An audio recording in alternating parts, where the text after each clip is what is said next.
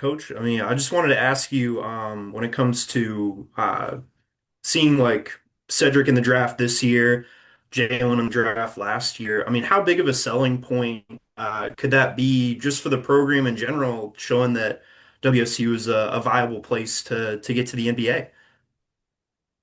Yeah, I mean, what Washington State's done the last few years is pretty special. Like, I think we got at least 4 or 5 guys playing in summer league this year, and the cool part about it is a bunch of guys that kind of written off. Guys like Jalen that played D2, Cedric played D3. Um, Isaac Jones was playing uh, junior college basketball in Washington a couple years before he played in the NBA, and it's just like uh, really cool stories. And I think Washington State's a place where you can, achieve your dreams.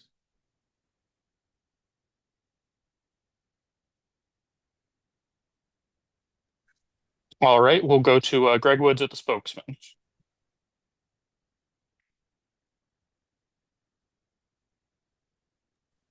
Greg, yep, go Oh, ahead. my fault. Hey, David, how's it going, man? Going good. Awesome. Well, yeah, with Cedric, like he has gone from, playing 6 games last season to maybe a first round pick to now getting invited to the green room. Obviously like a potential lottery pick. How close have you like stayed with them through this process, and has any of that like caught you by surprise just how quickly he's kind of ascended, in the draft? Um, yeah, I mean, it's an awesome story, and I can't say I'm like was sure this was going to happen 2 years ago or 3 years ago. So I am a little bit surprised on the process and how fast this all happened. Um, but as far as like where he's at right now, like he's consistently made jumps in the off season. He really made a huge jump this summer and this fall.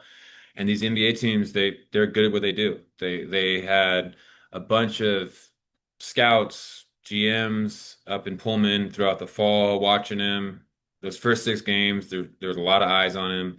And so they saw what they needed to see. And obviously they've been tracking his recovery and seeing where he's at now. But like uh this was kind of in the making all last off season. And unfortunately for the Cougar fans, for us on the team last year, like it would have been nice to have him, and it would have been nice for the world to kind of see the jump that he took.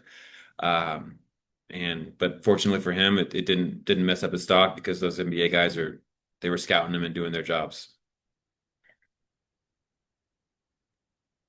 All right, we'll pass it off to Zach at Coug fan. Hey coach, how's it going? What's up, Zach? Hey, with your conversations with Cedric leading up to the draft, what have those been looking like, and what has his morale been just overall relaying to you? Uh, it's been fun. Like, just every week or so, just checking in, seeing where he's at, how the workouts are going. And as far as my role with him, I've always really just had to kind of just keep guidelines on him. The kid works so hard, he pushes himself.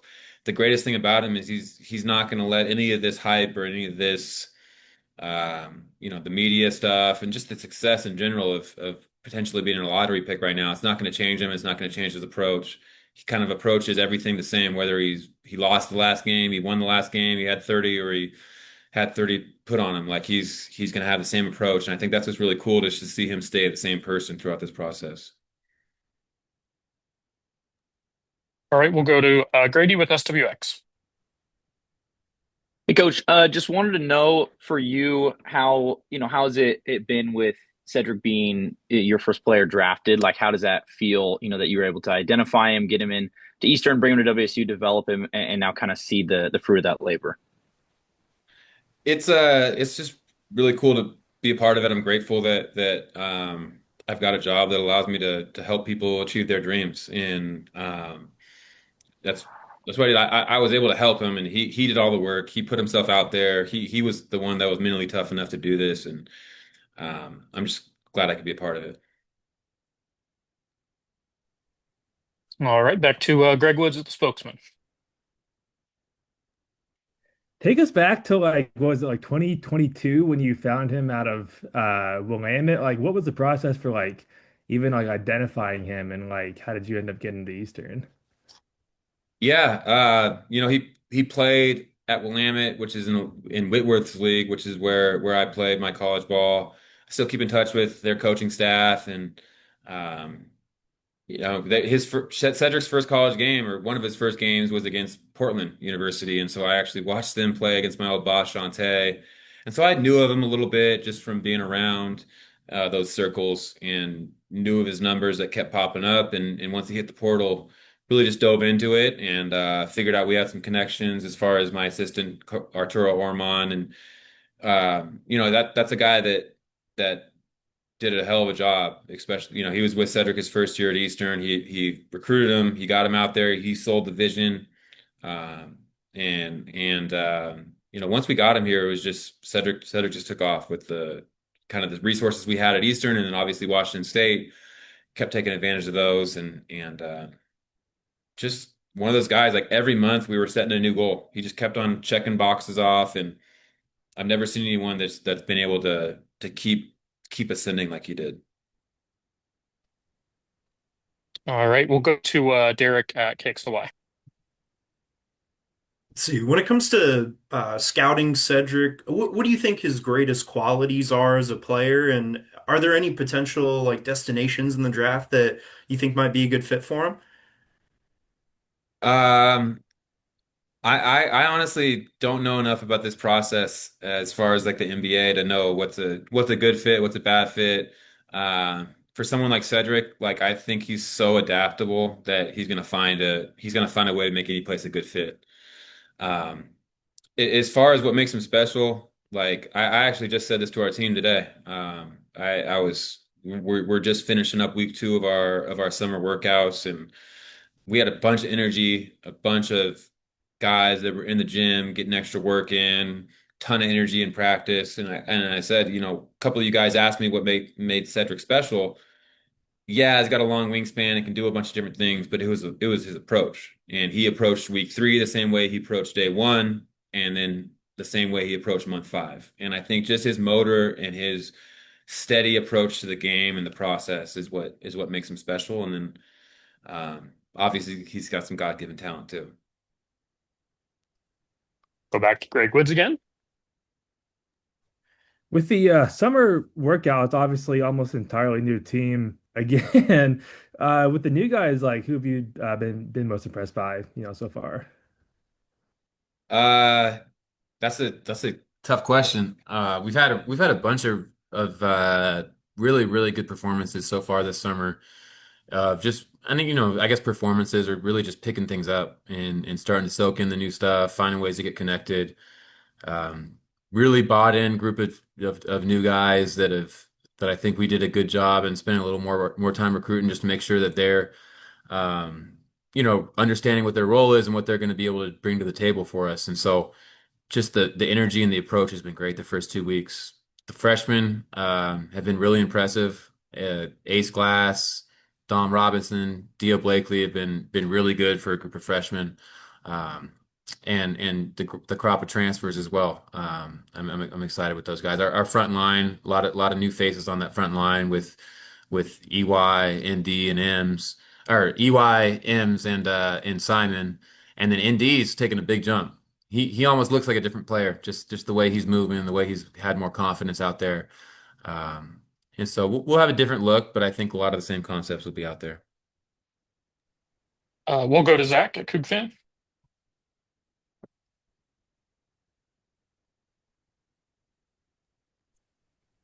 Coach, yeah, just piggybacking off of what Greg was saying there, how do you build chemistry and what are some things that maybe are doing to help aid that process of building chemistry and, such a short process here? Yeah, I think there's a lot of different pieces to that. Like you want to build chemistry off the court and get to know people, and I think we do that pretty well with different meals and activities we do around campus. But I think it comes from putting yourself through hard things and going through hard times on the floor together. And so we compete, we get after it. The guys are throwing themselves out there as far as just a competitive edge. And I think as we keep going through that, understanding what make things what makes guys tick. Um, we just got to keep learning, and as long as we emphasize that, I think that'll take a jump, and hopefully our trip to Europe will speed that process up a little bit in late July. We'll go to Grady. We got time for a couple more questions here. Yeah, coach, last year you said it would have been, kind of nearly impossible for you to get, the team chemistry where it was if you wouldn't have, brought your staff and brought some of those players from Eastern. Going into year two, doing a similar thing. Is it easier this year? And kind of how's it been with, Parker and ND and some of the returners, helping you out with that? The smoothness of this whole process has gone a lot better this year. There's got to be a better word than smoothness, but no, I just think having a staff that has been together is great. But now that we've been together at Washington State and we know how the processes work and we know what the day-to-day looks like, we're not moving our families to Pullman. I think that's been smoother. I think as far as just the returners, we got 5 returners um, who played for me last year. And again, like last year, we had 4 guys from Eastern come across who had played for me, but every day was still new here at Washington State. The level was still new for them. The league was still new. And I think we've just been way better about being about us and not being reactionary to whatever the day is given us. And I think that's who we want to be. We want to be about us. We're not going to be changing who we are depending on who we play and whatever's going on that day. And so I think that consistency is going to help us this season. All right, we'll take 3 more questions, starting with Zach at Coug fan. Yeah, Coach, I'm not sure if you saw this morning, but CBS Sports in Washington State extended their relations through the 2030-2031 season, creating a home for streaming and national broadcasting. Just what's your reaction to that initially? It's really cool to be in a national spotlight like that. I think it's great publicity for our program and the school. Um, yeah, I'm excited about it. All right, we'll go to Derek Kitt and then finish with Greg Wood. Coach, I just had one more question about Cedric. Was there a certain moment where you kind of saw his potential of going to the league, whether it was at Eastern or at WSU? Yeah, that's a good question. I think it was sometime for sure during that spring of his going into his second year with me at Eastern. He came in after our season ended. We had a really good season. We won the league. We had won 18 games in a row that year. We had 2 borderline NBA wings. One of them was Angelo Allegri, played the summer league and G League with the Hornets, and then Steele Venters, who ended up transferring to Gonzaga. But he came to me. He talked about how he wanted to have their role next year, and he understood that it wouldn't be handed to him, and he needed to work for it. And I explained that to a lot of guys and what that looks like if they actually want to work towards that. And most guys can't live up to the consistency. And he came in every single day that off season, whatever workout we did as a team or as a group, he'd come back later that night, do the same thing, do it over and over, and make sure he had every detail down so he could take that next jump. And he didn't want me to recruit over him. He wanted to find a way to take that role. And at some point that spring, you could just start seeing things pop, and you could start seeing the vision. You could start seeing him playing on the perimeter a little bit more and what he could do out there. Um, but I don't know. It's just it's such a gradual thing. When you see a guy every day, it's tough to pinpoint that one moment. All right, and we'll wrap up with Greg Woods. How much of the NBA Finals did you get to watch? We had the guys over to my place for a few of the nights. We actually talked about it a couple days ago as a team. Like when you go look at these NBA finals, the defensive intensity is what really stands out. Like both teams picking up full court down the stretch. The rebounding was just a freaking battle. And I just thought that was cool for our guys to see the stuff that we're really focusing on right now and trying to implement as far as like our foundation. Um, it seems like we're picking the right stuff as coaches because that's what's being shown in the finals, and it's cool for our guys to be able to see that and buy in because that's what's being done at the highest level. Yeah, I was wondering, like, do the Pacers at all like remind you of kind of what you're trying to like? I know you're not, an NBA team, but just trying to like emulate a little bit of what they do in terms of your offense. Is that about right at all? There's a ton of similarities. That's a really like I personally hadn't watched much of the Pacers this season. We had one of our GAs, Clink, who's an Iowa State guy, so he was always a Halliburton guy, so he's always talking about him. But it was about one or two games in the playoffs. A couple of our assistants started texting the group chat like everyone needs to watch the Pacers. The Pacers play like us, and there's a lot of similarities as far as just concept basketball, letting guys play off each other and trying to find second actions for each other rather than the second action just being isolation. And I that's there's a lot of pieces of what we're trying to do there.